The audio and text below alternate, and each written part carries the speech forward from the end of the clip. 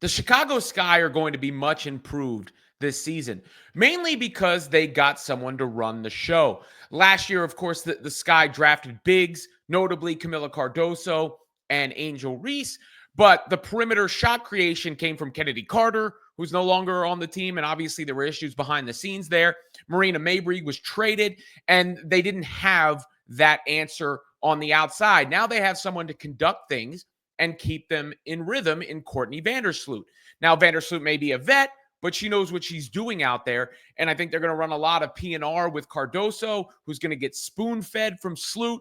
Not to mention, Haley Van Lith is now a part of the mix. And then Angel Reese can do what she does off of the basketball a lot of times. I just think overall, when you throw Atkins into the mix, someone who can actually score from the perimeter, the Sky will be far better than they were a season ago. You can look at the highlights from the game just to orchestrate something like this. I mean, this is the kind of play Vandersloot can make. The second all-time assist leader in WNBA history. So nice defense there from Cardoso. Good pass from Reese to get that going quickly. And then, whoop, just a nice dish there. So that shows you everything you need to see right there. And I think Angel Reese is a very underrated passer. She doesn't get enough credit for that. And that's the kind of pass, it's not on highlight tapes, but quick recognition, quick decision to make and get the ball there. And then Vandersloot can make it happen. Of course, Haley Van Lith hit a big shot for them, and she's going to be a subject of much attention given, her notoriety and fame and everything like that. But there's a little hezzy and the three. So I don't know how many minutes she'll necessarily get, but I would assume she's going to be on the roster, given the trade that they made to get, into the draft, another pick, and the attention that Van Lith has received around that team. But overall, I just think this is going to be a much, much improved team, and it makes me really anticipate the opener, Fever and Sky. The Sky have size, obviously, right? And Angel has improved, I think, a bunch from her rookie season, and I'm really looking forward to seeing the next steps from her. I love when she puts the ball on the floor. We've seen that a lot more, like that Giannis kind of deal where she gets going downhill. And I think that's something to watch out for this season. But Sloot and Cardoso as well, not to mention Atkins out here. It's just a far improved roster. I think their issue, specifically in a matchup with the Fever, is transition defense. Will they be able to get back fast enough?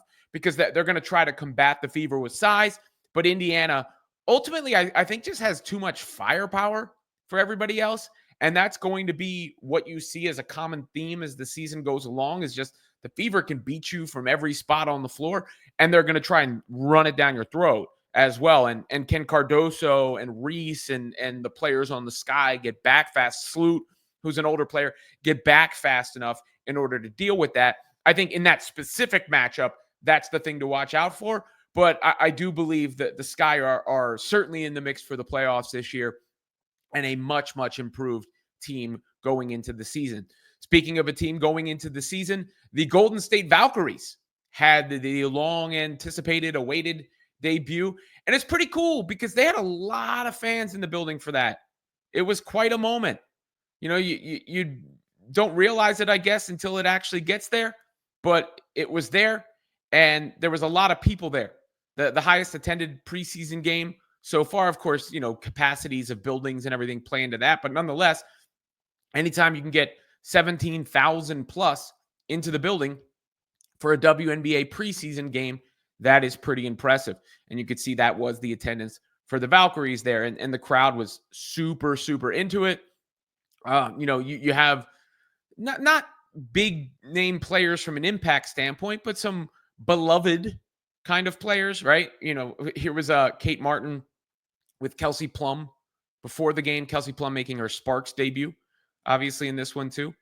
But a little bit of, sweet moment, I guess, between the former Aces teammates there on the sideline. And obviously Kate is a fan favorite around the WNBA and should be a fan favorite for the Valkyries as well. She did not start in the game, but obviously played a bunch.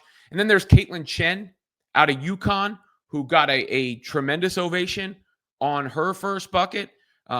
Maybe another player. We'll see how the roster shakes out and everything. But the fact that they cut Cheyenne Sellers already might be telling for Caitlin Chen's roster spot, right? Because when she made her first bucket, the crowd really erupted. Here was the way it looked, at least, and then I'll show you what the Valkyries shared as far as the crowd noise. There, Caitlin Chen, and the crowd went crazy in that moment. You could see them in the background there. And as far as that crowd, the Valkyries were celebrating it and were touting it as they should be. Chase Center, Valhalla, as they're calling it.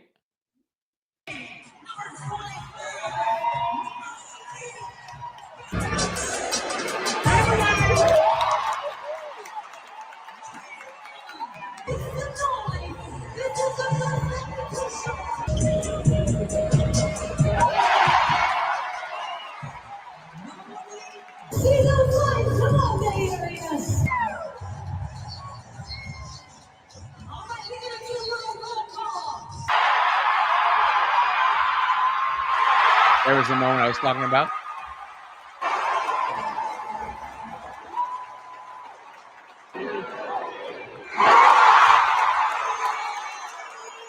All in all, just pretty cool, right? Encouraging to see for the newest WNBA franchise. You could even say they're already a success when you see that. You have to sustain the interest, and obviously the Valkyries probably not going to be a good team this year. But when you look at the aesthetics, when you look at the accommodations, facilities, all that stuff, the location, probably going to be a big time free agent destination. So you could expect that team to improve rather quickly, that franchise to improve rather quickly when it comes to a talent standpoint. But it seems like the area, the Bay's out there to support. And the Warriors have shown some synergy there too, which obviously, given what they mean and their profile, that's a big deal. But you have to say that was a very, very successful debut for the Golden State Valkyries, who look like they're going to play hard, and play together and give the fans a product they can be proud of, even if they're not like a great team. And you haven't even seen that their draft pick, their first pick, isn't even here yet. So we'll see how that all develops. But wanted to take a quick trip around the rest of the WNBA with some noteworthy stories. And to me, the standouts from recent times are the Chicago Sky being much improved and the Golden State Valkyries having that exciting debut.